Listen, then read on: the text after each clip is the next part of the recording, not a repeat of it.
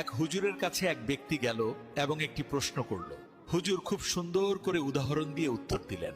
হুজুর বললেন, যদি একটা পুরুষের কাছে তার পরিবারের কাউকে খাওয়ানোর মতো মাত্র এক বেলার খাবার থাকে, আর সেই সময় তার ঘরে তার মাও ক্ষুধার্ত, তার বাবাও ক্ষুধার্ত, তার বোনও ক্ষুধার্ত, তার ভাইও ক্ষুধার্ত, তার মেয়েও ক্ষুধার্ত, তার ছেলে ক্ষুধার্ত এবং তার স্ত্রীও ক্ষুধার্ত, তখন ওই এক বেলার খাবারটা শুধুমাত্র তার স্ত্রীকে দেওয়া তার জন্য ওয়াজিব হবে, কারণ ওই খাবারের ওপর বাকি সবার চেয়ে স্ত্রীর হক বেশি। অর্থাৎ স্ত্রীর উপর খরচ করা স্বামীর জন্য সদকাও, ইবাদতও, আবার দায়িত্ব। কারণ স্ত্রী হলো এমন এক আত্মীয় যে আপনার রক্তের সম্পর্ক নয়, কিন্তু তার বিশ্বস্ততা দেখুন কত গভীর।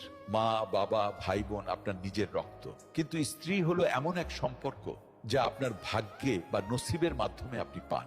আর তারপর সে আপনার সব ক্লান্তি, সব ব্যথা এবং সব দুশ্চিন্তা ভাগ করে নেয়।